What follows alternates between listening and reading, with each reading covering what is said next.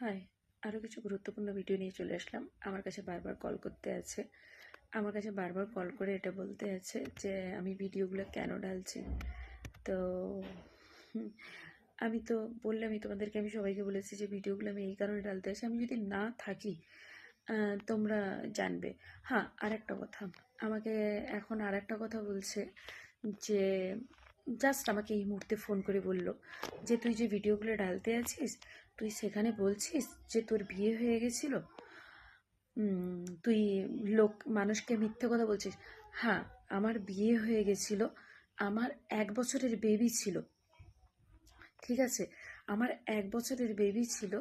তো সেখানে আমি ভালো ছিলাম না। সেখানে আমি ভালো ছিলাম না বলতে সেই ব্যক্তি মানে কাজকর্ম কিছু করতো না। সব থেকে বড় কথা, তখন আমার 14+ মানে এরকম আহ, সেই ব্যক্তি, তার কথাও আমি বলি, সেই ব্যক্তি আহ, বিষ খেয়েছিল আমাকে বিয়ে করার জন্য হোক, প্রেম করার জন্য, যাই হোক, বিষ খেয়েছিল। তো বিষ খাওয়ার পরে তো আমার আমার রিলেটিভের মধ্যে, আমার আত্মীয়র মধ্যে, তো সেই ব্যক্তি বলে যে সেই ব্যক্তির ফ্যামিলি কিংবা আমার আত্মীয়র মধ্যে, তো তো আমার মেসোমশাই এসে বলে যে আমার মাকে যে তোর মেয়ের সঙ্গে আমার ছেলের বিয়ে দে। তো আমার মা মানা করে দেয় যে না, আমার মেয়ে এখন বয়স কম, হ্যান ত্যান। তো যাই হোক, সে বিষ ফিস খায়, খাওয়ার পরে মানুষ জানাজানি হয়। মানুষ জানাজানি হওয়ার পরে একটা জিনিসটা একটা খারাপ জায়গায় পৌঁছায়। কিন্তু প্রথম থেকে, সব থেকে বড় কথা, 14+ মানুষ কি বোঝে? মানুষ কিছু বোঝে না। তো আমি যতটুকু বুঝি, আমি ওইটুকু বোঝার পরে আমি সেই ব্যক্তিকে মানে যে ঠিক আছে, ও যখন বিষ খেলো আমার জন্যে, কোনো ব্যাপার না, তাহলে সে আমাকে ভালোবাসে। তো অবশ্যই সে আমাকে ভালোবাসতো। সে আমাকে ভালোবাসতো মানে যার কোনো লিমিট ছিল না, আনলিমিটেড ভালোবাসতো। বাট সে কোনো কাজকর্ম করতো না। এবার দেখো, পেট তো আর ভালোবাসা দিয়ে চলে না, কাজ করতে হয়। তো কাজকর্ম করতো না। টোটাল 2 বছরের রিলেশন, মানুষ 8 বছর প্রেম করে মানুষের সম্পর্ক ভেঙে যায়। টোটাল 2 বছরের সম্পর্ক, তার মাঝখানে এ ঢুকে আমাদের মাঝখানে, এখন যে আছে সে ঢুকে আমাদের মাঝখানে। সে ঢোকার পরে সে আমাকে একটা আশা দেয়, সে আমাকে একটা ভরসা দেয়। তো তখন যখন আমি 14+ বিয়ে হয়, 14+ মানে না, 15-র কাছাকাছি এরকম, 15-র কাছাকাছি এরকম বিয়ে হয়। বিয়ে হওয়ার পরে 15-র আশপাশ, তো 2 বছর থাকি, 17 বছর। তখন আমি ধীরে ধীরে বুঝি যে অ্যাকচুয়ালি মানে এরকম করে তো চলবে না। সে যদি কাজ না করে, আমি একা কাজ করে কতদিন চালাবো? এরকম করে চলতে পারছি না। ঠিক আছে, বন্ধু বান্ধব, তার শুরুর থেকে এখনো পর্যন্ত, এখন মানুষের থেকে দূর থেকে শোনা যায় যে হ্যাঁ, সে এখনো পর্যন্ত তার বন্ধু বান্ধব হ্যান ত্যান সে নিয়ে চলাফেরা করে। সে বড় লোকের বাবার ছেলে, তো তার একটা আলাদা স্ট্যাটাস ছিল। তো সেক্ষেত্রে সে করে, এখনো করে, তার বন্ধু বান্ধব বড় বড় হাই ফাই সেরকম এখনো পর্যন্ত সে সেইভাবেই বাঁচে। তো হ্যাঁ, এখন সে তার নিজের বিজনেস করে। যাই হোক, তার নিজের বুদ্ধিতে সে যাই করে, তাতে আমার কোনো যায় আসে না। ঠিক আছে। হ্যাঁ, আজকের হঠাৎ করে আমাকে এখনই ফোন করে বলছে যে তুই এটা বলে দিচ্ছিস, তাহলে তুই তো এটা বললি না যে তোর বিয়ে। কে জানে না প্যাটলা অঞ্চলে, কে জানে না যে আমার বিয়ে হয়ে গেছিল বা আদার্স কোনো কিছু? কে জানে না? চলো যাই হোক, আমি নিজেই বলছি। তো হ্যাঁ, হয়ে গেছিল। তাহলে হয়ে গেছিল, তারপরেও তোমরা নিয়ে গেলে কেন? তুমি কেন নিয়ে গেলে? তোমার ফ্যামিলি কেন আমাকে ডাকলো? তাদের কি দরকার, কি মানে উচিত ছিল যে তাকে পাঠিয়ে দিই, তাকে আমরা তার বাড়ি পাঠিয়ে দিই? আমার মা বলছিল যে যখন আমি যখন গেছিলাম, তখন আমার মা বলছিল যে ঠিক আছে, আমার উম, আমার মেয়ে না বুঝে চলে গেছে, তো আমার মেয়েকে তোমরা পাঠিয়ে দাও, আমার মেয়েকে তোমরা শিয়ালদা স্টেশন পর্যন্ত নিয়ে আসো, আমি ওখান থেকে আমার মেয়েকে নিয়ে নেব। তাহলে এরা তখন ভাবছিল যে না না, হিন্দু হিন্দু মেয়েকে বিয়ে করলে আমরা জন্নতবাসী হব, তার জিন্দগিটাকে আর কীরকম করে বরবাদ করতে হবে। এখনই আমাকে ফোন করে বলছে, তুই বলছিস আমার কোনো আপত্তি নেই, এই কথাতে আমার কোনো আপত্তি নেই। হ্যাঁ, আমার বিয়ে হয়ে গেছিল, কোনো আপত্তি নেই। 2 বছর, 2 বছরের মানে 2 বছরেরও না, জাস্ট যাই হোক 2 বছর আমি মানলাম, ঠিক আছে। চলো, এখন কথা হচ্ছে কি,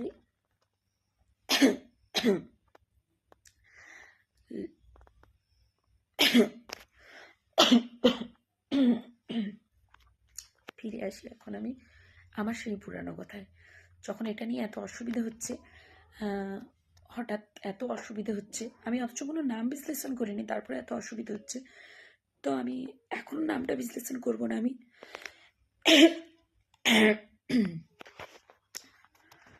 তো আমার ফার্স্ট স্ট্রোক হওয়ার কারণ ওই মেয়েটা প্লাস এই ছেলেটা, ফার্স্ট স্ট্রোক হওয়ার কারণ। যখন আমি লকডাউনের সময়, লকডাউনের আগে আগে আমি বাড়িতে আছি, তখন মানে তখন মানে আমার হাজবেন্ড টোটো গাড়ি, জানো তো, টোটো গাড়ি কেনে। টোটো গাড়ি কেনার পরে, টোটো গাড়ি কিনলো, কেনার পরে টোটো চালায়।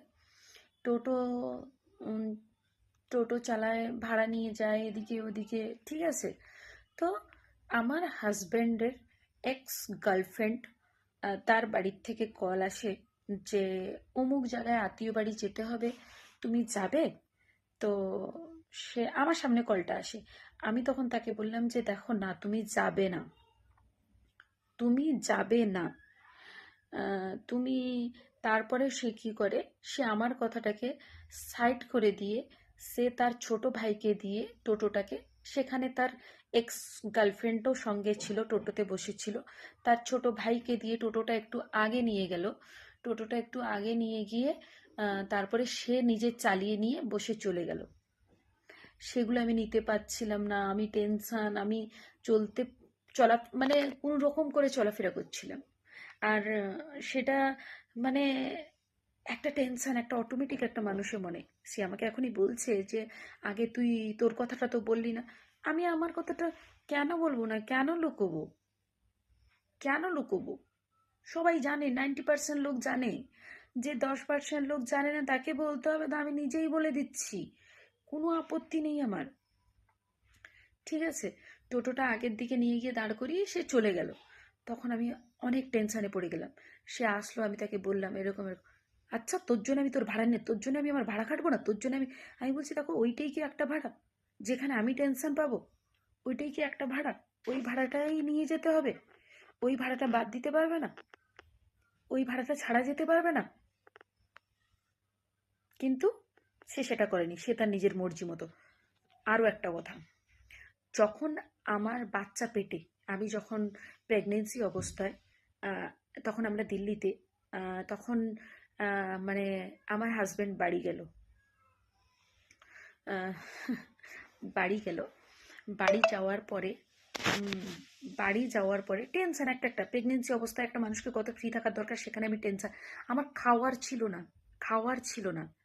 একটা মানুষ ছিল, সে কোচবিহারেই বাড়ি, মোটু ভাই, আমি নাম নিয়েই বলছি, মোটু ভাই, যার কোচবিহার টাপুরহাটে বাড়ি। সেই ভাই, তাকে ও ফোন করছিল যে আরে সীমার খাওয়ার মতো টাকা নেই, পড়ে আছে, গিয়ে তুই টাকা দিয়ে আয় তো। 500 টাকা সে এসে দিয়ে গেছিল। আর আরও একটা বুবু আছে, মানে ওর ভাবি সম্পর্কে, তো হতো ভাবি, এখন তিনি ওর ভাবি নেই, মানে দেখতো তো ভাইয়ের বউ ছিল, তিনি নেই, ঠিক আছে। তিনারও এই সেম কন্ডিশন, অনেক কিছু কন্ডিশনের মাঝখানে সে এখন আলাদা, সে এখন মানে তার ডিভোর্স কমপ্লিট, ঠিক আছে। সেই আহ, সেই বুবুটাই জানে, সেই দিদিটা জানে যে আমি, সেই দিদিটা আমাকে নিয়ে গিয়ে তার বাড়িতে খাওয়াতো, তার বাড়িতে রাখতো। কেননা একজন প্রেগনেন্সি অবস্থায় না খেয়ে না দিয়ে পড়ে আছে, সে তার বাড়িতে আছে, ঠিক আছে, সে তার বাড়িতে আছে। আর সেই মেয়েটার সঙ্গেই গল্প করে, সেই মেয়েটার সঙ্গেই সারাদিন বসে থাকে, সেই মেয়েটা টিউশন পড়ায়, সেখানে বসে থাকে, সেই মেয়েটার সঙ্গেই বেশিরভাগ সময় থাকে। তো আমি বাড়ির থেকে আমার কাছে কোনো রকমভাবে খবর আসেন যে সে অল টাইম সেই মেয়েটার সঙ্গে ব্যস্ত আছে। তখন আমি তোমরা খালি কথাগুলো একটু খালি মাইন্ড দিয়ে ভাববে। তখন আমি সেই মানে আমার হাজব্যান্ডকে আমি ফোন করে বলি যে দেখো, এরকম তুমি তো সবসময় এরকম সেখানেই পড়ে আছো, সেখানেই বসে আছো, তো একটা কাজ করো, বেকার এত ঝামেলা বাদ দাও, আর আসার দরকার নেই তোমার, তুমি বিয়ে করে নাও। আর সেই মেয়েটাকে আমি ফোন করে দুটো কথা বলি যে তোর কি লজ্জা নেই, যে তোর কি লজ্জা নেই যে তুই এখনো পর্যন্ত তার সঙ্গেই বসে গল্প করিস, যে আমি এখন প্রেগনেন্ট, আমি আমার বাচ্চা পেটে আছে, তাহলে এখনো পর্যন্ত তুই কি চাইছিস? তো একটা কাজ কর, তোরা বিয়ে করে নে। তোরা যদি কেউ কাউকে ছাড়তে পারবি না, তোরা একটা কাজ কর, তোরা বিয়ে করে নে, তাহলে আর কোনো ঝামেলা থাকবে না। ঠিক আছে, আমার বাচ্চা পেটে তো, আমার ছেলে হোক মেয়ে হোক আমি সেটা দেখে নেবো, তোরা বিয়ে করে নে। আমি কথাটা কিন্তু ফোনে বলছিলাম। কথাটা ফোনে বলার পরে সেই কথাটা পুরো গ্রাম জানলো। পুরো সেই মেয়েটা প্লাস তার দাদি হোক যেই হোক সঙ্গে গিয়ে পুরো গ্রামকে জানালো সেই কথাটা। আমি কিন্তু ফোনে বলছিলাম সেটা, সেই নিজেই, সে মেয়েটা নিজেই শুনছিল। তাহলে তার মানসিকতা যদি এত ভালো ছিল, তাহলে এগুলো টেনশন, একটা প্রেগনেন্সি অবস্থায় মানুষকে কতটা টেনশন। তো সে ফট করে গিয়ে গ্রামের লোককে জানালো, তাহলে তার মানসিকতা কি ছিল? সে সত্যি চাইতো বিয়ে করতে তার জন্য। সে ফট করে উঠে এসে এদের এদের ঘরে এসে বসলো যে আমি আর যাবো না, আমি এখানেই থাকবো, আমি বিয়ে করব। ঠিক আছে, ওর বউ এরকম করে বলছে, তা আমি আর যাবো না, আমি বিয়ে করব, আমি এখান থেকে আর কোথাও যাব না। আমি খালি নামটা নিচ্ছি না, কেননা তারও একটা ফিউচার আছে, তো তার জন্য আমি নাম নিচ্ছি না। তো যাই হোক, তো সে এসে এদের ঘরে বসে, তখন এর বাবা আর এর দাদা আমাকে ফোন করে, ওই যে আমার ভাসুর ফোন করে বলে, তুমি এটা ঠিক করলে? তুমি ওকে, আরে 1 মাস ধরে আমি দিল্লিতে পড়ে আছি। আমি আমার আহ, ও ফোন রেখে দিয়ে চলে যায়। আমি যখন ফোন করি, ফোন করার পরে ওকে কোনোদিন আমি ফোনে পাই না। ওর বাবা আমাকে বলে যে এতদিন তো তোমার সঙ্গে থেকে আসলো, এতদিন তো তোমার সঙ্গে থেকে আসলো, এখন আরো কিসের বারবার বারবার ফোন করো? একটু তাকে শান্তিতে থাকতে দাও। কোনো বাবা এরকম হয় দেখেছো? কোনো বাবা যে এতদিন তো তোমার সঙ্গে থেকে আসলো, মানে তাদের চিন্তা ভাবনা কি কতটা নীচ, কতটা ছোট লোকই চিন্তা ভাবনা, যে একটা প্রেগনেন্ট বউ ওখানে পড়ে আছে, যে সে তার স্বামীর সঙ্গে কথা বলবে না। তার বাবা আমাকে বলছে যে কিসের কথা বলো, সে তো এতদিন তোমার সঙ্গে থেকে আসলো, আরও তুমি বারবার ফোন করো। ফোন করতে হবে না, ফোন রেখে দাও। ঠিক আছে, সেই বাবা আমাকে এসে বলছে যে তুমি একটা কাজ করো, তুমি তুমি এইটা ঠিক করলে, তুমি ওই মেয়েটার কাছে ফোন করে ঠিক করলে? আমি বলছি আমি তো ঠিক করছি বাবা, আমি তো ভুল করিনি, কেননা তোমার ছেলেও চাই, তোমরাও চাও, তো তোমরা একটা আত্মীয়র মধ্যে আত্মীয়তা করে নাও। কারণ বেকার আমাকে ঝুলিয়ে রাখা, তাকেও ঝুলিয়ে রাখা, সবাইকে ঝুলিয়ে রাখা, আর তারও পুরো ইচ্ছে আছে, তার জন্য তোমার বাড়িতে উঠে এসে বসছে, তাহলে কেন আর বাকি থাকে? করে নাও, করিয়ে নাও। ঠিক আছে, তখন কিরকম হয়, আমি প্রেগনেন্ট অবস্থায় যদি কেস ফেস হয়ে যায়, তখন সে বান্দা 2 দিনের ভিতরে দিল্লি চলে আসে। কিন্তু সেই 1 মাস আমি কি খেলাম, কিরকম ছিলাম, কিরকম কিভাবে চলাফেরা করলাম বিনা পয়সাতে, বিনা কোনো কিছুতে।